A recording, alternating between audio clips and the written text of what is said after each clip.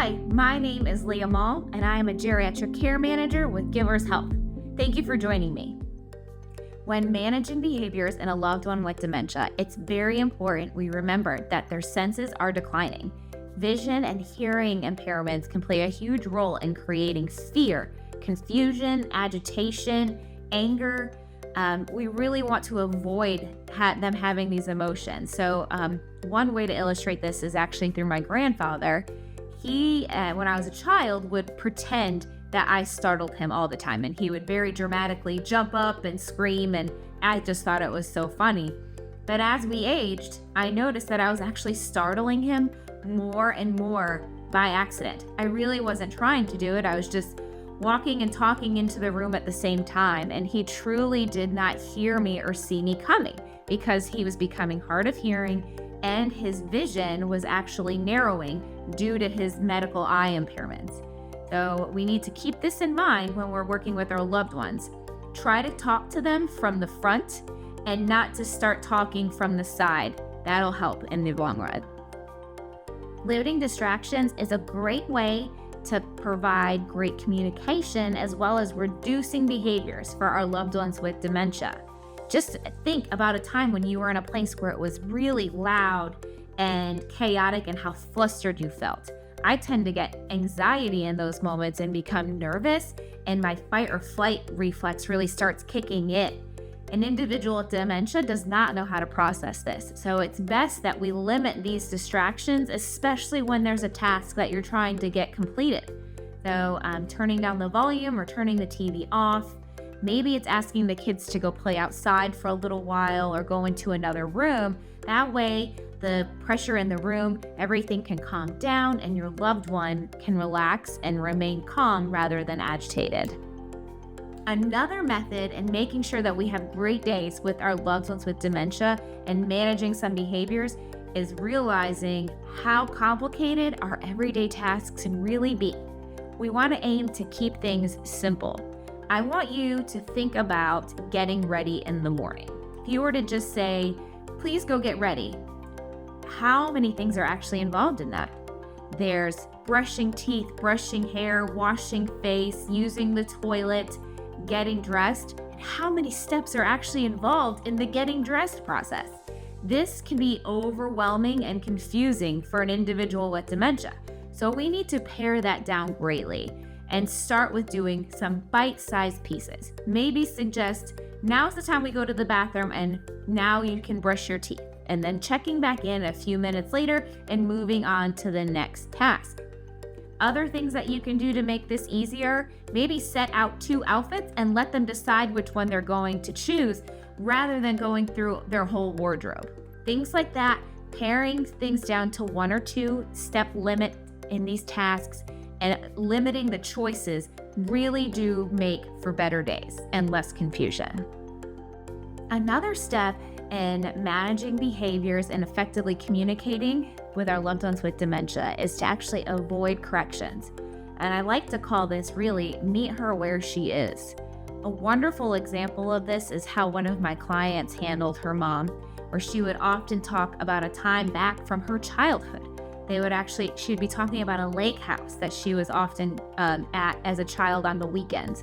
And her mother often thought that they were getting ready to go there on the weekend. And rather than correcting her mom and telling her that that lake house has been sold many, many years ago, she just said, yeah, I'm so excited to get there too.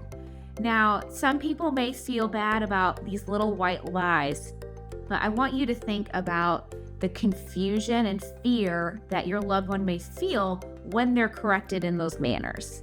Imagine how you would feel if the reality you're told is completely wrong. That is frightening. So I do believe it's best to meet them where they are, and you can really have some fun conversations in those places.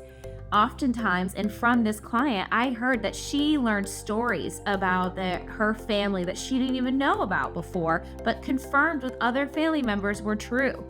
There are some beautiful places and things that you can go with your loved one by staying with them where they are and making them feel comforted.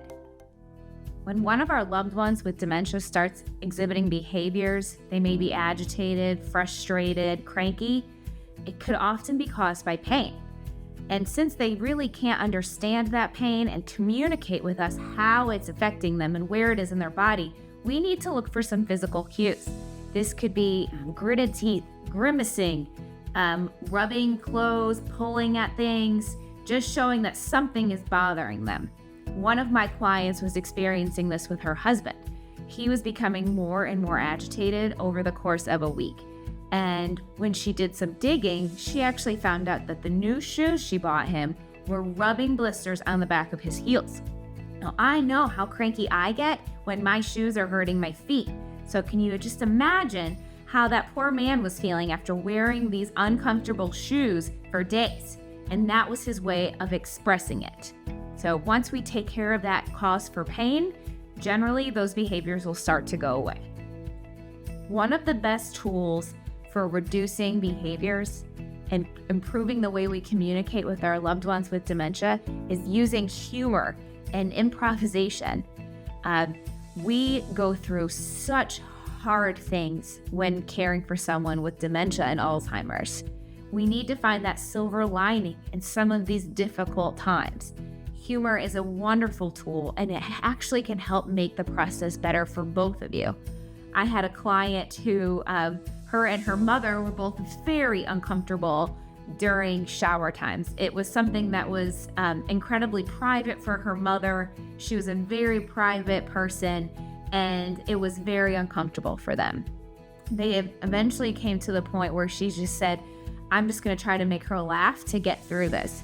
So one day while trying to get her ready to get in the shower, she said, come on, Mom, let's go pole dancing, as she was helping her mom grab onto the support pole that was actually in their shower that she held onto the whole time. And her mother cackled so loud, and it actually made the rest of the shower so much more enjoyable.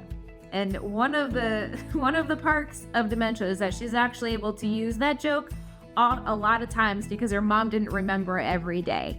But her mom did like it. And sometimes her mom actually would even throw it back at her, and they just would have a good chuckle while doing this task that neither of them particularly enjoy. Another method in reducing behaviors for our loved ones with dementia is to actually work with the time of day that is best for them. Oftentimes, individuals will have a time of day that they're at their sharpest. This could be morning, lunchtime, or in the evening. But you want to do the chores or tasks that are a little bit more trying at those times when they're at their peak. For example, going to the doctor's office. If there's a point in time when your mother is best, that's the time of day you want to try to angle that. I had a client who showers were always a big agitation point for both of them. Her mom would get very upset with her. She would often curse her out and have all sorts of horrible experiences. And then when we looked at, she was actually a much better mood first thing in the morning. They moved those showers to morning times, and it went much, much smoother. And then you just keep things pretty quiet and tame for those times that are known agitated times. So we want to work with their strengths and utilize the time that they're at their best to do the things that we really need them to do.